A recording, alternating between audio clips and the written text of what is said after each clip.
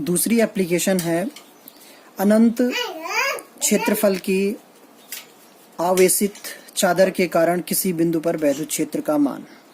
इसके लिए एक आवेशित चादर ली गई है जिसमें कि आवेश का वितरण एक समान रूप से इस प्रकार दिखाया गया है और इस चादर से r दूरी पर स्थित किसी बिंदु P पर वैद्युत क्षेत्र का मान ज्ञात करना है।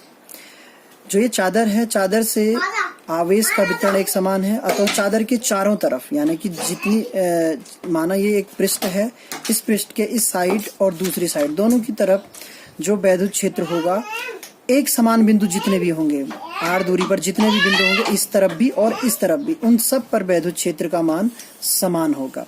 अतः इसके लिए हम क्या करेंगे, एक बिंदु यहाँ लिया P और एक बिंदु यहाँ लिया Q। इसकी भी दूरी r है, यहाँ से लेकर यहाँ तक r दूरी है और यहाँ से लेकर यहाँ तक भी r दूरी है। तो इन बिंदुओं पर वैद्युत फ्लक्स का मान पहले ज्ञात किया जाएगा। तो वैद्युत फ्लक्स का मान ज्ञात करने के लिए जो वैद्युत बल रेखाएं होंगी वो इस पृष्ठ से इस तरीके से लंबवत गुजरेंगी और इस तरीके से समांतर होंगी।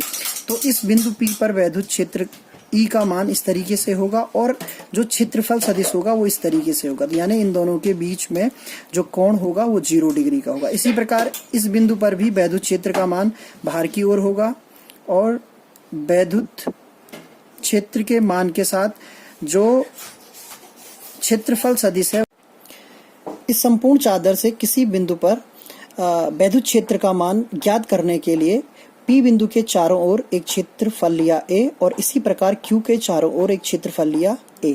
इस क्षेत्रफल को मानते हुए एक गॉसियन बेलनाकार पृष्ठ बनाया और इस तरफ भी गॉसियन बेलनाकार पृष्ठ बनाया। इन पृष्ठों से कितना फ्लक्स एक समय में गुजरेगा उसके लिए phi is equals to E dot A plus phi is equals E dot A दोनों का योगफल हो जाएगा और जब इसको सॉल्व करेंगे तो phi is equals to 2EA आएगा। यहाँ पर cos 0 क्यों हुआ, क्योंकि E और A दोनों ही एक ही दिशा में हैं। गॉस के नियम के अनुसार phi E is equals to Q upon epsilon naught, जहाँ Q का मान सिग्मा A होगा क्योंकि सिग्मा पृष्ठीय आवेश घनत्व है। इस मान को इस समीकरण में रखने पर और सॉल्व करने पर 2EA is equals to sigma A upon epsilon naught या E is equals to sigma 2 epsilon naught। यहाँ पर सबसे महत्वपूर्ण बात यह है कि चार्ज शीट से किसी भी बिंदु पर जब वैद्युत क्षेत्र का मान निकाला जाता है तो वह इस बिंदु की दूरी पर निर्भर नहीं करता है।